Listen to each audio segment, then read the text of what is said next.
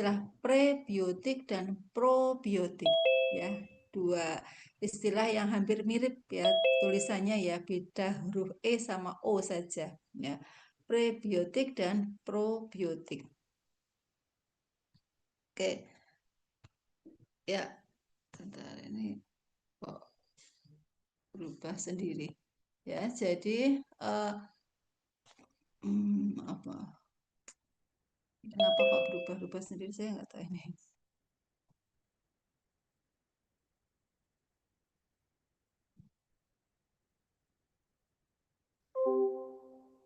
Ya, baik ya, terkait dengan prebiotik dan probiotik ya, akan saya sampaikan dulu ya. Ada juga istilah mikrobiota usus ya.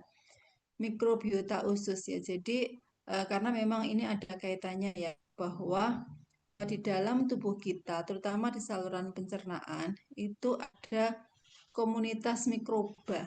Ya, mikroba itu berarti apa?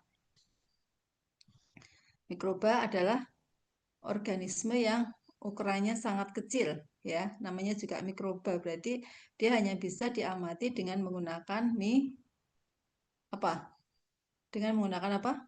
Mikroskop. Mikroskop ya, hanya bisa diamati dengan menggunakan mikroskop ya. Jadi di dalam saluran cerna kita itu ada mikroba, tapi itu adalah mikroba yang bermanfaat bagi tubuh ya, karena nanti bisa berperanan dalam homeostasis, metabolisme, dan juga sistem imun.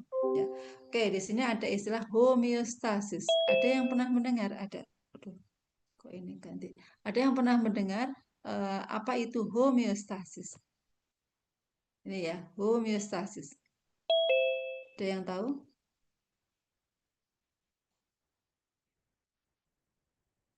Homeostasis.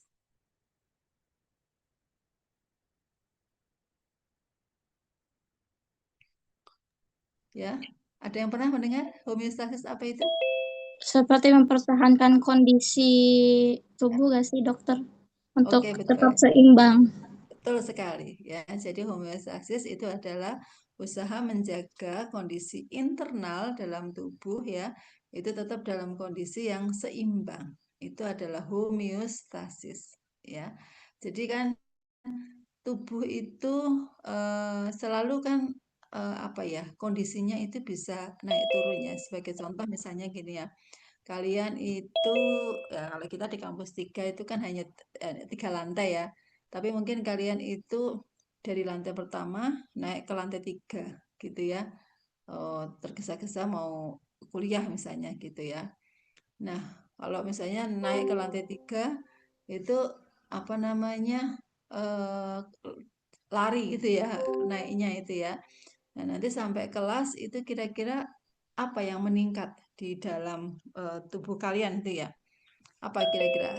Contohnya misalnya mungkin apa namanya, nafas, itu frekuensi nafas meningkat. Ya enggak? Ya, kalau habis lari gitu ya, naik tangga misalnya ke lantai 3 gitu ya, itu frekuensi nafas bisa meningkat. Terus apa lagi kira-kira yang meningkat? Apa? Tekanan darah meningkat enggak kira-kira pada waktu itu? Meningkat. Ya, tekanan darah mungkin meningkat. Ya, ya, terus denyut jantung itu misalnya kalau diukur ya bisa jadi meningkat. Ya, tapi ketika kalian sudah duduk ya tenang, kira-kira akan tetap meningkat atau kembali ke normal, akan turun? Normal. Normal, kembali normal. Nah, itulah, itu yang dinamakan sebagai homeostasis. Tubuh selalu berusaha untuk apa ya, mengembalikan lagi ya kondisi ya, dari yang semulanya itu naik, itu kemudian diturunkan jadi normal. Atau yang itu turun, itu dinaikkan sampai ke normal ya. Atau misalnya kalau kalian dalam kondisi puasa misalnya ya, puasa itu berarti kan kadar gula darahnya itu turun, ya kan? Kalau puasa kadar gula darahnya turun, ya. Tapi tubuh itu punya mekanisme untuk tetap mempertahankan kadar gula darahnya itu tetap dalam kondisi yang normal, ya. Dalam kondisi normal itu adalah homeostasis ya. Meskipun terjadi penurunan kadar gula darah, tapi tubuh mempertahankan ya, tetap nanti kadar gula darahnya itu tetap dalam kondisi yang normal ya. Itu adalah homeostasis ya. Itu termasuk juga nanti terkait dengan suhu ya, suhu tubuh gitu ya.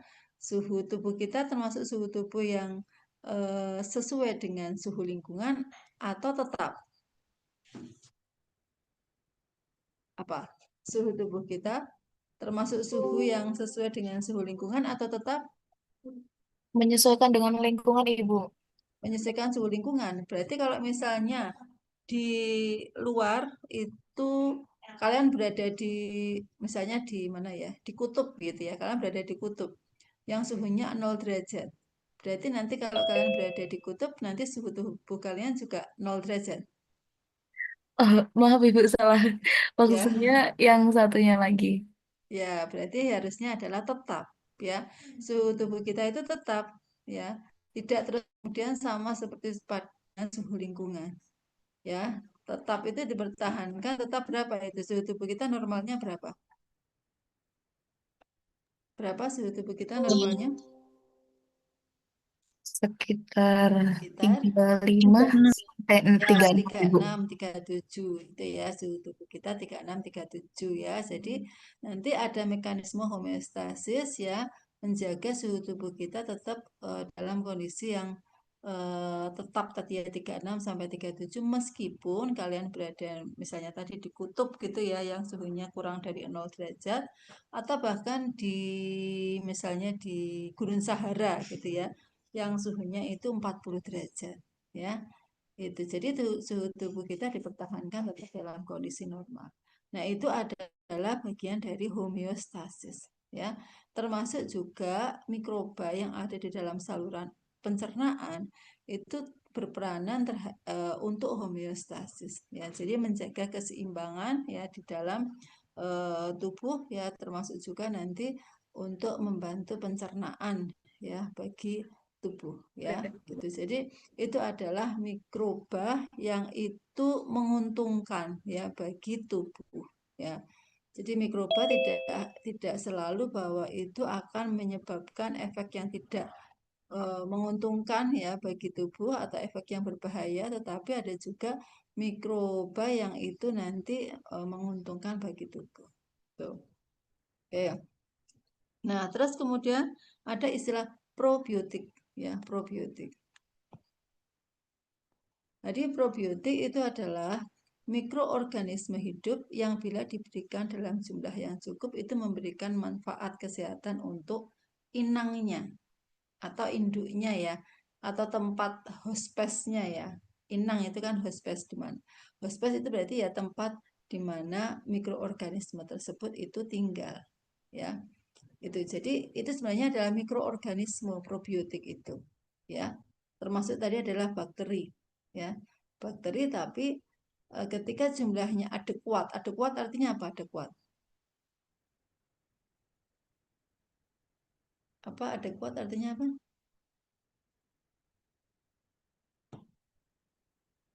Ayo, Memenuhi syarat, Ibu.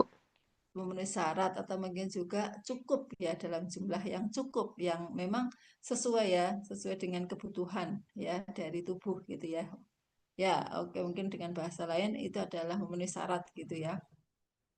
Itu kalau jumlahnya adekuat itu akan memberikan manfaat kesehatan untuk inangnya ya. Itu adalah probiotik ya. Kalau itu jumlahnya cukup ya, ya itu nanti akan bermanfaat begitu ya. Nah, contohnya dari mikroba probiotik itu adalah ini ya, ada Lactobacillus ya, kemudian ada Bifidobacterium, ada Saccharomyces, ada Streptococcus thermophilus ya. Itu merupakan genus ya dari mikroba yang itu merupakan probiotik ya. Probiotik ya. Ya, jadi apa namanya di dalam tubuh kita itu ada bakteri ya, bakteri-bakteri gitu ya. tapi itu sebenarnya adalah bermanfaat bagi tubuh kita, ya.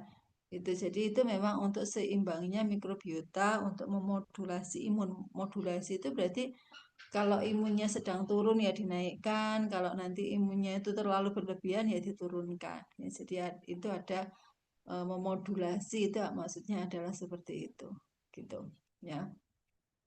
Itu terus, nah tadi probiotik itu, ya, itu yang ada di dalam tubuh kita, itu ya, itu berarti adalah dia sesuai atau bisa bertahan di dalam lingkungan dari saluran pencernaan, ya. Itu jadi memang probiotik yang tinggal di dalam tubuh itu punya karakteristik yang ideal, ya. Jadi dia mestinya tahan asam lambung dan juga empedu, ya. Kalian tahu bahwa lambung kita itu pH-nya apa? pH lambung itu apa? Asam atau basa? Asam, Ibu. Asam. Oke, ya, asam. Berapa kalau asam itu berapa pH-nya? 1,5 sampai 3,5. Oke, betul ya, sekitar itu ya 1,5 sampai 3,5. Jadi asam sekali ya. Mungkin kalian pernah juga ya, misalnya pada waktu muntah itu kan terasa sekali gitu ya. Apa namanya? Cairan lambung itu sangat asam ya. Makanya kalau mungkin terjadi asam lambung itu nanti bisa mengiritasi ya keasaman lambung. Asam lambung itu apa tuh? Asam lambung itu apa? Apa namanya? Zat yang dikatakan sebagai asam lambung itu apa? Apa? Siapa yang tahu? Zat yang dikatakan sebagai asam lambung?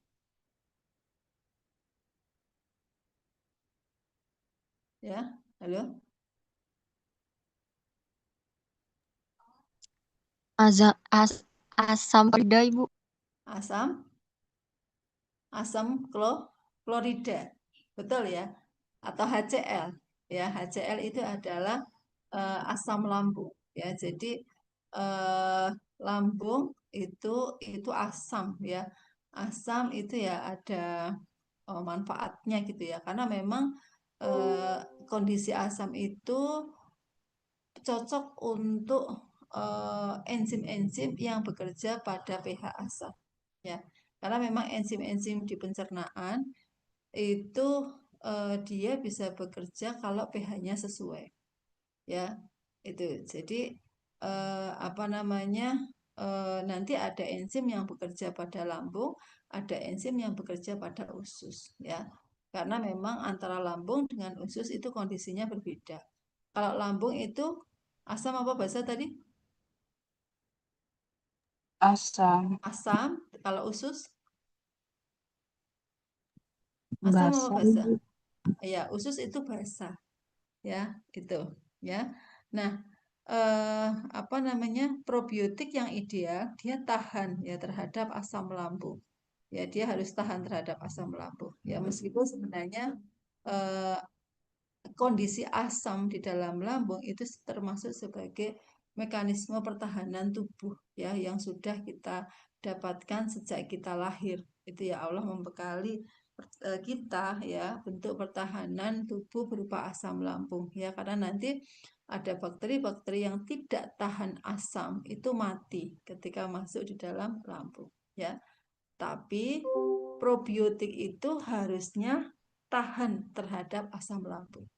Jadi probiotik itu meskipun berada di lingkungan yang sangat asam ya, dia tetap tahan.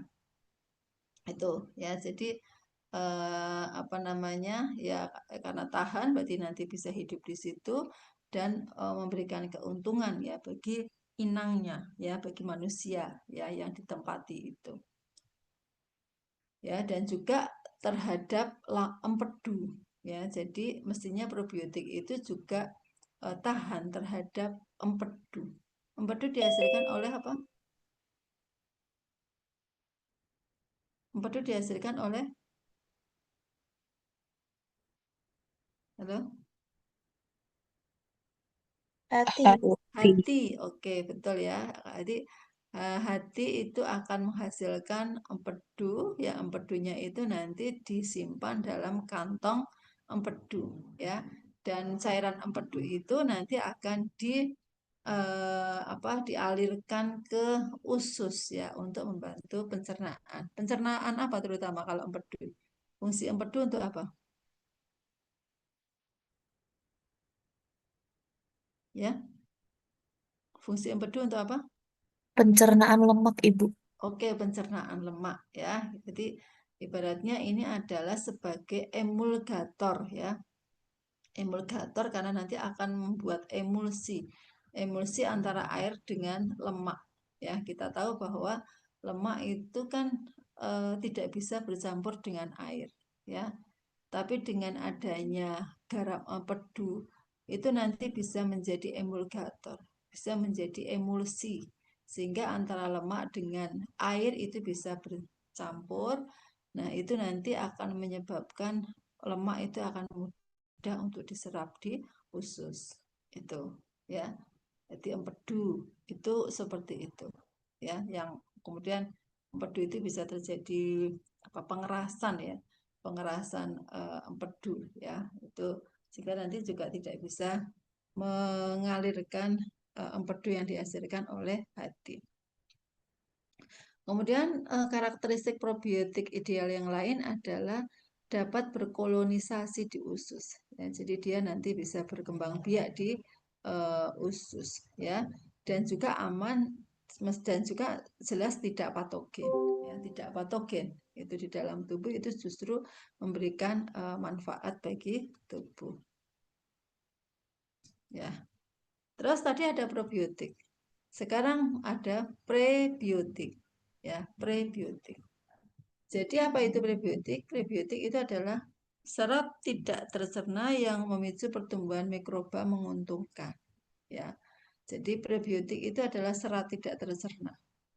Ya, itu prebiotik. Itu.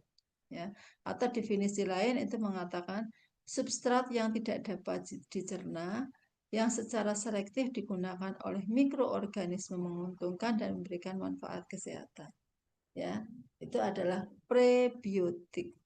Ya, jadi substrat yang tidak dapat dicerna atau serat tidak tercerna yang memicu pertumbuhan mikroba menguntungkan. Itu adalah prebiotik. Ya, contohnya apa makanannya? Oh, ini sudah ada ya. Ini contohnya adalah ada inulin, ada fruktooligosakarida, ya, ada galaktooligosakarida yang itu bisa tersedia di makanan ya, bahan makanan ya, termasuk ada pisang ya, bawang gitu ya. Itu termasuk juga kacang-kacangan gitu ya. Itu adalah contoh prebiotik. Ya, contoh prebiotik itu ya. Atau yang lain ada yang menyebutkan, ada yang bisa menyebutkan contoh prebiotik yang lain apa?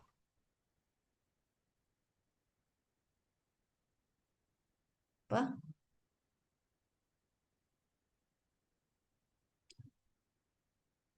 Ya, apa? Contoh prebiotik yang lain? Ya, Kimchi mungkin. Kimchi mah? ya. Oh, kimchi ya, saya baru tahu kimchi makanan Korea itu. Iya, Ibu. Ya, bisa jadi ya, mungkin ya, dia juga mungkin banyak mengandung serat ya. Dan itu sudah terfermentasi. Ya, jadi sawi itu ya untuk dibuat kimchi ya. Ini mungkin ini kalian yang suka apa nonton drakor gitu ya mungkin ya. Di situ ada yang aktor atau aktrisnya itu sedang makan ya dan makan yang dimakan adalah kimchi ya karena itu memang makanan yang terkenal ya di Korea. Nah, ini tadi ini ya. Jadi sumber pangan prebiotik itu contohnya ini ada pisang ya. Pisang itu ternyata prebiotik ya. Jadi bagus juga kalau kalian itu banyak mengkonsumsi pisang ya. Kemudian bawang merah, bawang putih ya. Itu ternyata merupakan sumber pangan prebiotik ya. Bawang merah, bawang putih ya. Sekarang juga ada bawang merah atau bawang putih yang dibuat kayak keripik itu ya. Kayak ini loh, kayak misalnya yang kalau oleh-oleh dari Malang itu ya, kan ada nangka ya, nangka yang dibentuk keripik itu ya. Jadi kayak di apa ya istilahnya ya, kayak di oven mungkin ya prosesnya itu. Jadi nangka masih dalam bentuk utuh nangka itu, tapi rasanya crunchy gitu ya, renyah gitu.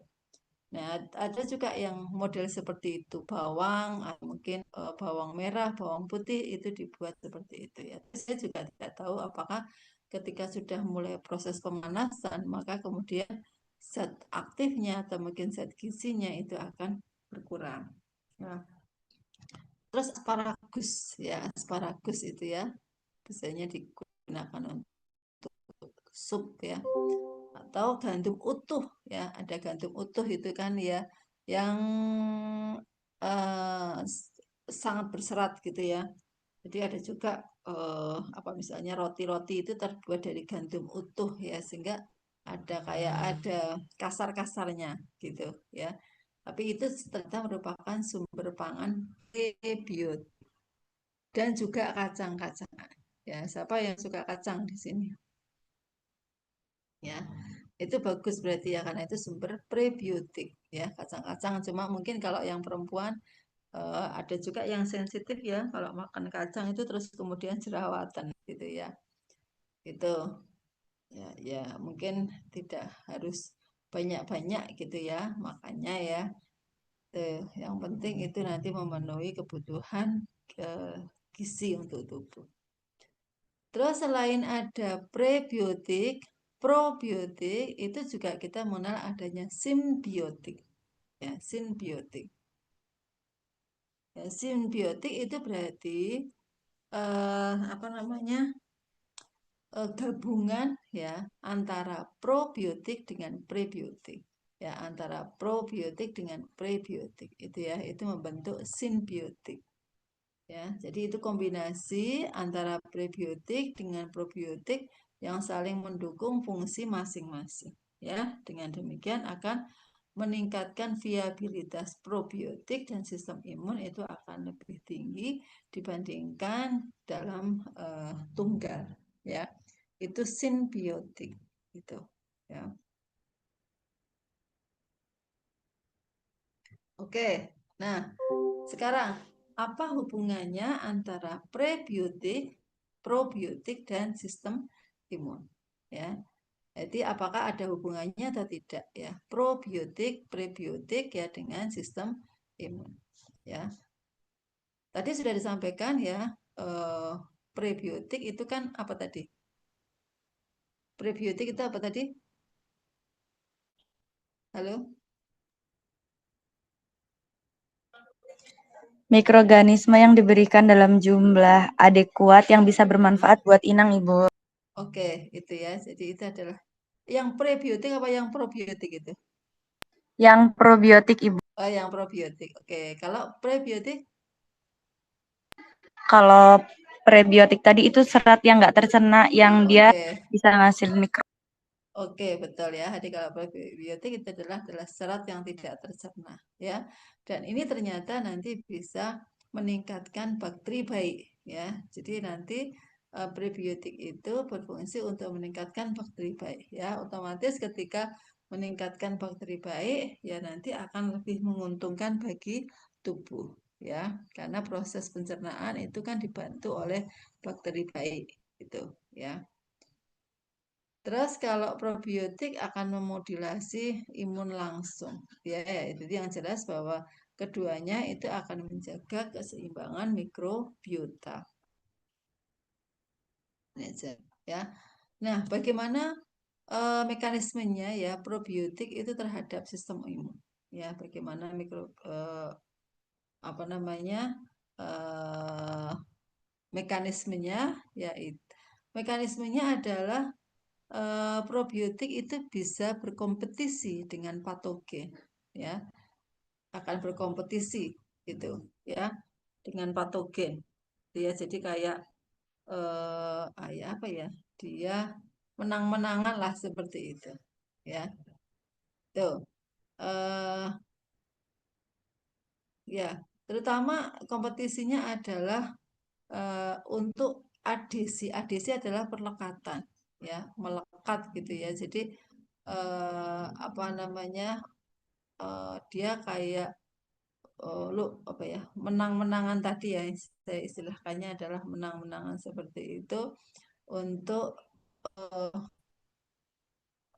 adesi. Jadi menempel tadi ya, misalnya di mukosa usus ya. Jadi kalau probiotiknya yang menang ya, nanti eh, apa namanya, patogen itu ya nanti bisa merupakan agen infeksi, itu tidak jadi menginfeksi ya, tidak jadi menyebabkan gangguan pada tubuh tuh. Termasuk juga probiotik itu untuk imunomodulasi ya, imunomodulasi dari antibodi ya, imunoglobulin A dan juga sitokin ya, termasuk juga nanti mengurangi toksin itu ya, mana probiotik itu dapat meningkatkan imun ya. Ya, jadi memang ada kaitannya ya. Jadi kan interleukin 10 yang merupakan antiinflamasi ya. Interleukin 10 ya, kaitannya dengan misalnya terjadinya inflamasi. Itu nanti adanya probiotik itu akan meningkatkan interleukin 10, menghambat aktivasi NF-kB, interleukin 10, apa itu interleukin 6, apa itu NF-kB ya. Jadi yang jelas bahwa peningkatan dari interleukin ya, penurunan dari tumor necrosis faktor dan juga B sistem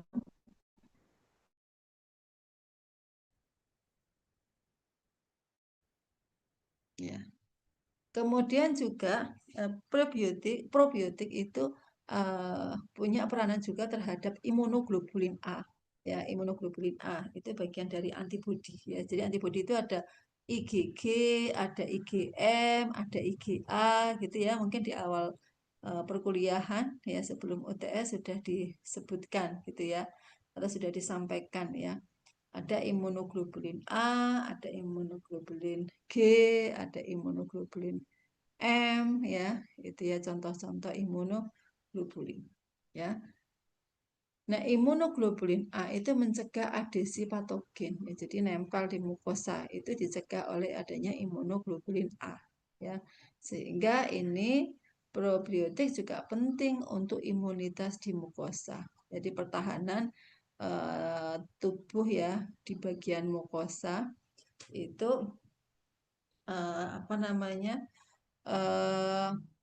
di dipertahankan ya oleh adanya imunoglobulin A ya, yang aktivitasnya bisa ditingkatkan dengan adanya probiotik ya. Termasuk juga untuk aktivasi natural killer cell ya, NK cell. Nanti kalian lihat juga NK cell itu termasuk sebagai pertahanan yang humoral atau seluler ya. Kemarin mungkin sebelum UTS itu sudah dijelaskan apa yang dimaksud dengan pertahanan tubuh ya, yang seluler maupun yang humoral. Itu ya. Terus juga meningkatkan pertahanan terhadap virus dan kanker itu ya, itu probiotik ya, itu juga punya peranan di situ ya. Terus kemudian ya, kalau sekarang prebiotik, tadi adalah probiotik ya.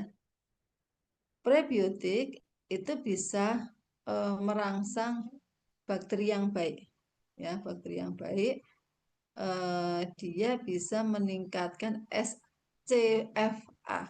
SCFA itu adalah asam lemak rantai apa? Short chain fatty acids. Berarti apa? Asam lemak rantai apa? Pendek. Pendek ya. Asam lemak rantai pendek ya, itu dan juga mengatur keseimbangan inflamasi ya. Nah, asam lemak rantai pendek itu contohnya ini. Asam asetat, asam propionat, ya, asam butirat ya. Yang itu fungsinya adalah sebagai energi di dalam kolon, usus besar, atau sebagai antiinflamasi dan juga untuk pengaturan sel T regulator ya. Ini kaitannya dengan sistem imun. Itu.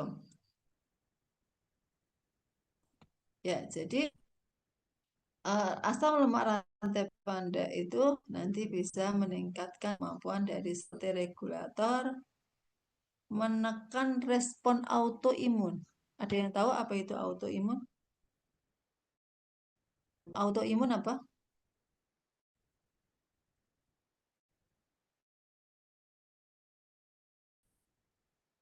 Halo? Autoimun. Kekebalan tubuh menyerang sel. Apa sih kondisi sistemmu yang menyerang sel? Oke, menyerang sel selnya sendiri ya, hanya sel ya itu adalah autoimun gitu ya. Jadi sebenarnya itu bukan sel asing ya, jadi selnya sapi itu malah diserang gitu ya. Itu adalah autoimun itu. Dan ini tadi prebiotik itu bisa menekan respon autoimun ya. Itu autoimun itu kan manifestasinya macam-macam ya.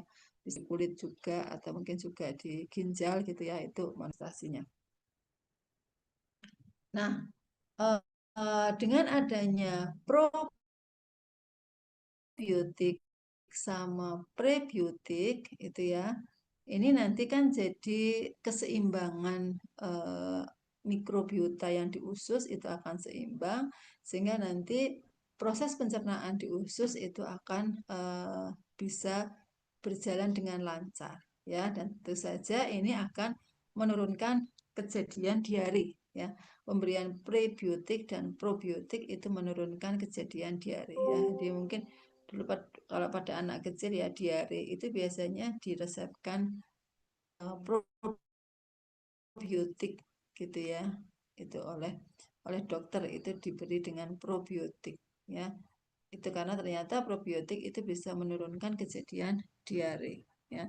Karena diare bisa juga disebabkan karena tidak seimbangan ya mikroba yang ada di dalam usus gitu ya, sehingga kemudian bisa terjadi diare. Diare itu apa maksudnya diare? Ada yang tahu apa yang definisi dari diare itu apa?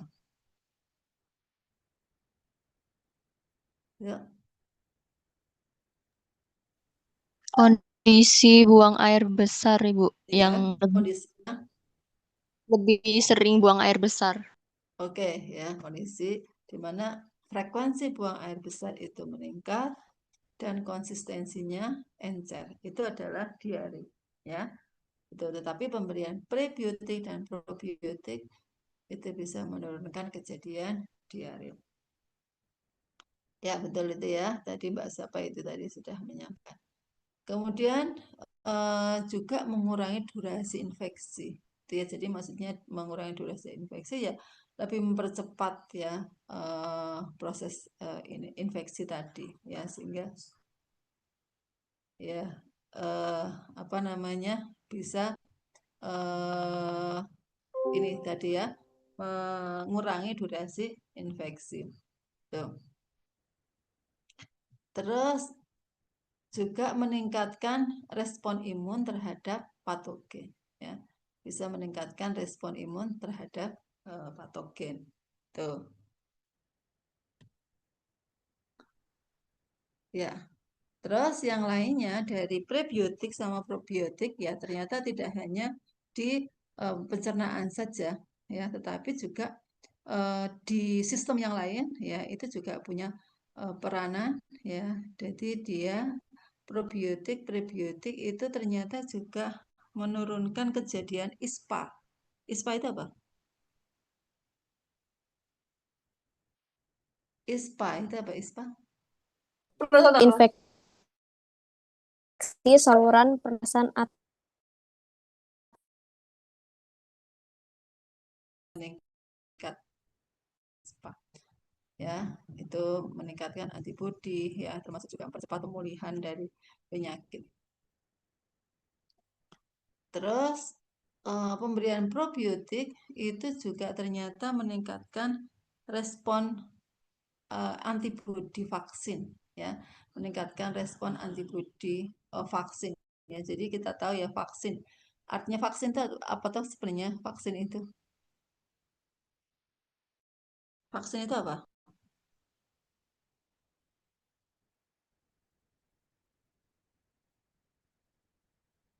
Apa itu vaksin? Yang apa namanya yang bisa digunakan untuk vaksin itu apa? Apa? Ada yang tahu?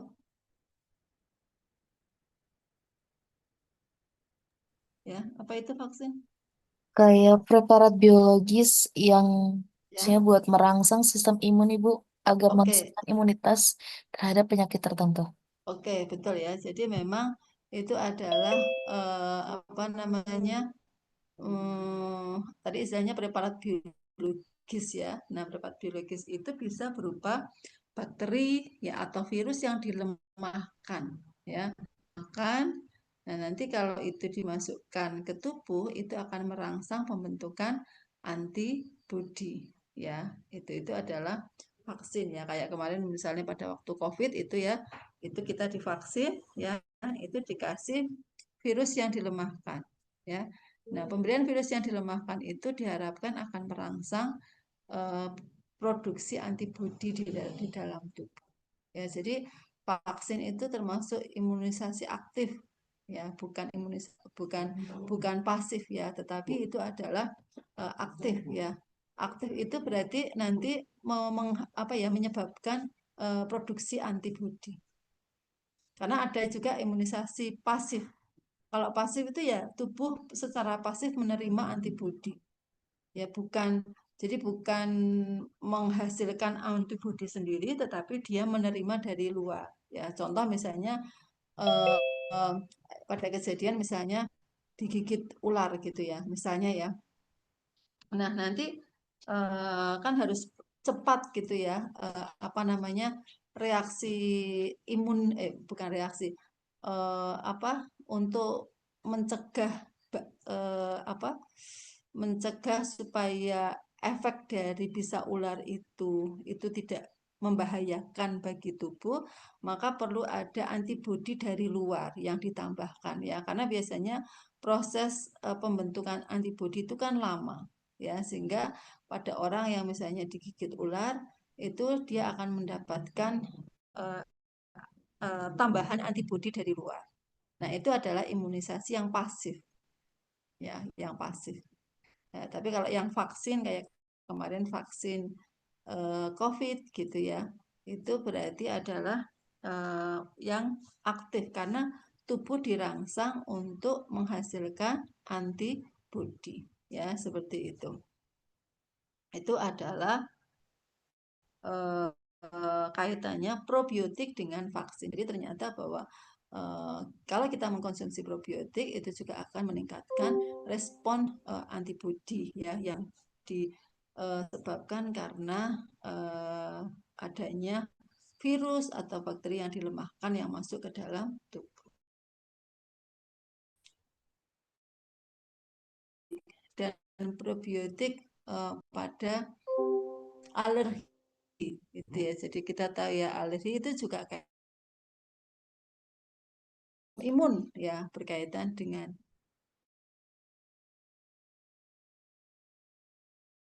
imun ya. Jadi ternyata bisa mengurangi reaksi alergi yang berupa apa misalnya dermatitis atopik ya. Dermatitis atopik itu berarti gangguan pada apa, kalau dermatitis itu berarti berkaitan dengan apa? Dermatitis. apa? Ada yang tahu?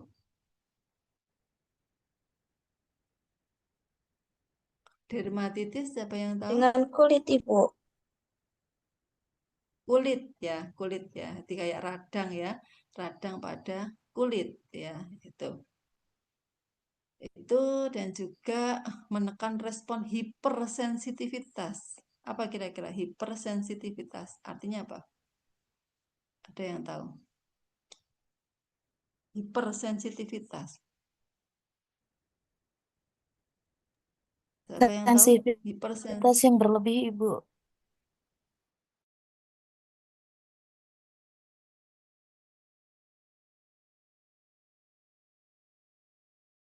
Apa? Seperti kayak Sensitivitas sensitivitas yang yang terlalu hanya mereaksinya itu ya biasa saja, tapi ini berlebihan gitu ya.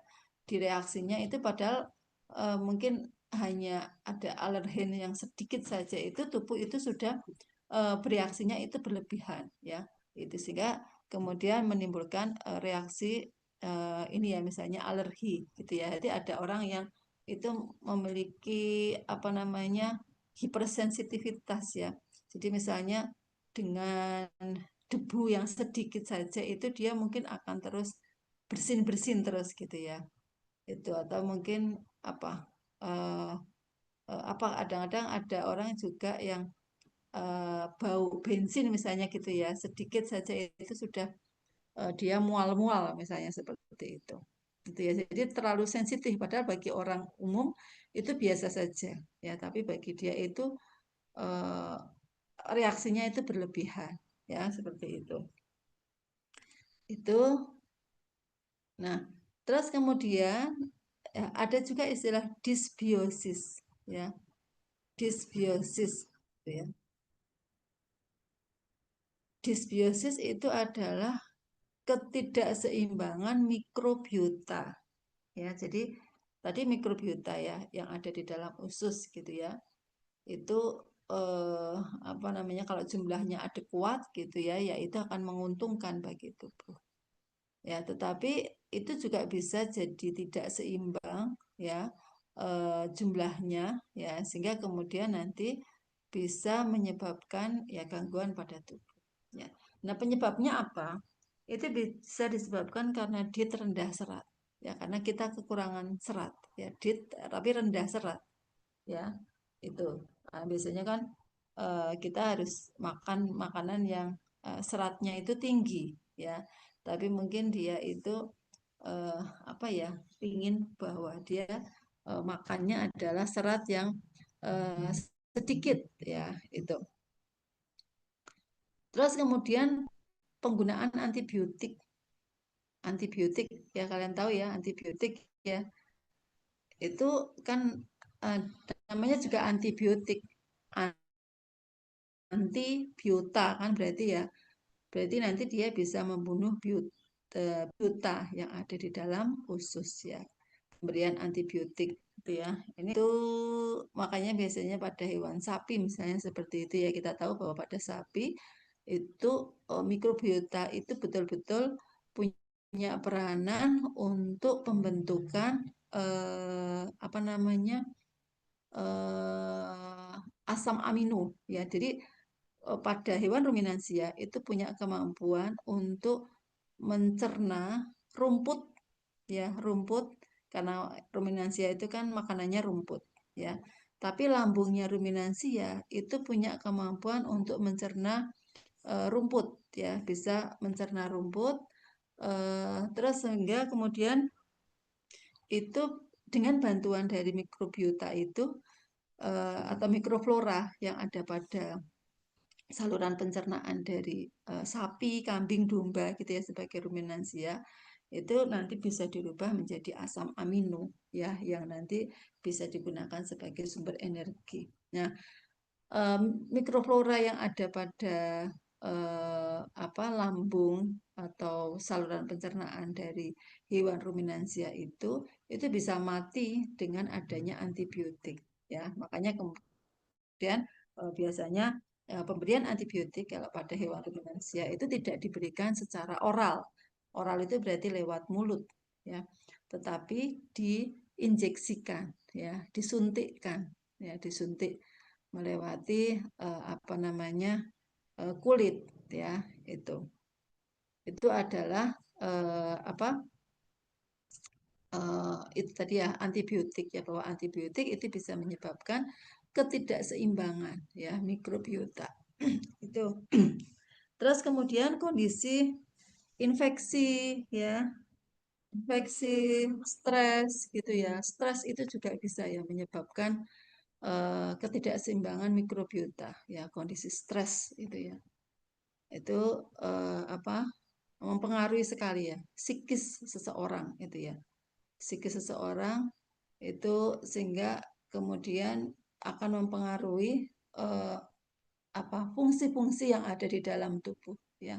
Kita tahu ya pada orang yang stres gitu ya, kayak kalian misalnya yang mau ujian itu stres gitu ya, itu nanti akan mempengaruhi apa ya moodnya itu juga akan berpengaruh ya.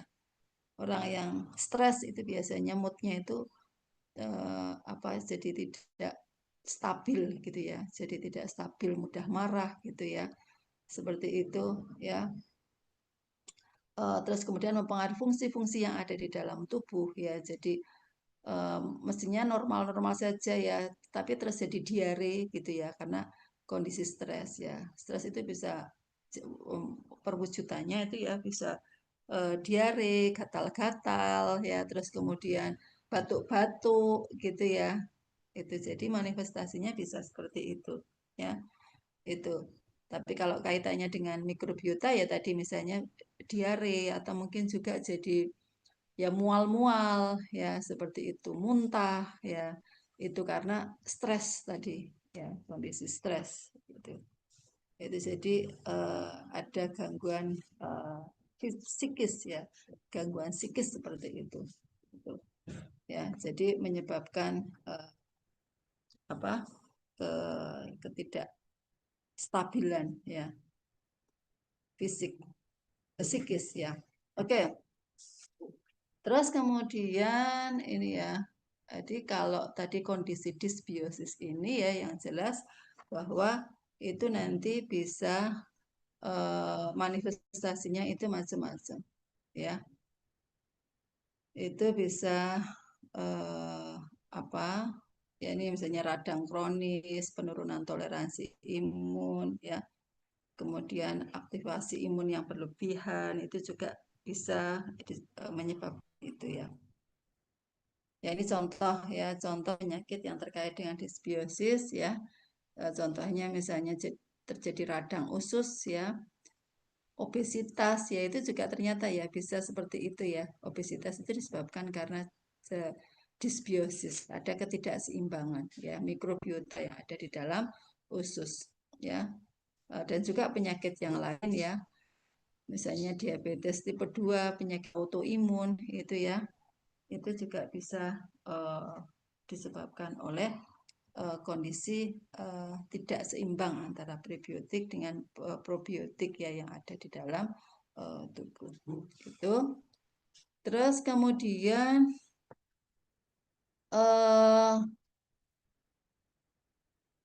ini sebentar. Ya.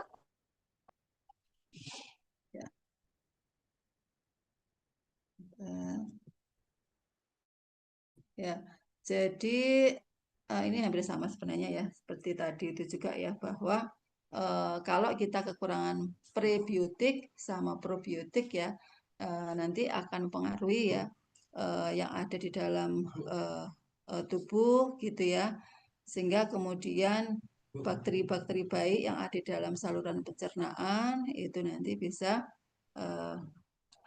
menurun ya jumlahnya. Tuh. Ya, sehingga nanti manifestasinya itu macam-macam tadi ya, termasuk bisa terjadi inflamasi itu ya, bisa terjadi inflamasi. Terus kemudian ini kalau kurang probiotik itu juga ya, kurang probiotik nanti seseorang itu akan lebih mudah untuk mengalami infeksi yang berulang ya, infeksi yang berulang itu ya, jadi mudah untuk apa ya terkena penyakit ya secara berulang ya seperti itu. Ya.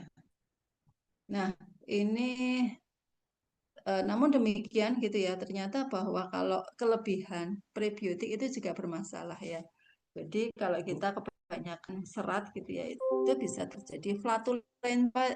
Kalian ada yang tahu flatulensi itu apa? Flatulensi. Flatulensi ada yang tahu? Flatulensi?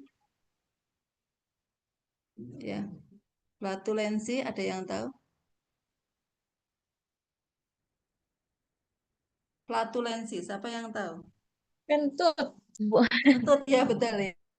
Jadi flatulensi itu adalah kentut ya. Jadi kalau ke apa namanya kelebihan prebiotik itu ya, itu jadi kentut, jadi perutnya itu kembung ya, kembung juga gitu. Terus itu juga apa namanya bisa terjadi diare juga ya kalau efek samping dari prebiotik. Oke, terus kemudian ya, jadi ini berkaitan dengan fungsi prebiotik dan probiotik ya. Saya kira mungkin sebagai ahli gizi ya kalian gitu ya, itu nanti bisa menyampaikan ya ke masyarakat ya pentingnya prebiotik sama probiotik ya, terutama untuk pencegahan penyakit gitu ya, dan juga mungkin untuk terapi dari beberapa penyakit ya, itu bisa dengan mengkonsumsi prebiotik dan probiotik ya, seperti itu ya. Ini enggak usah ya. Jadi seperti itu mungkin yang bisa saya sampaikan. Ada ingin yang ditanyakan berkaitan dengan fungsi dari prebiotik maupun probiotik? Halo? Belum ada, Ibu. Belum ada ya? Ya. Oke. Kalau belum ada berarti materinya sudah sampai itu. Terus kita masih ada 1 kali pertemuan ya.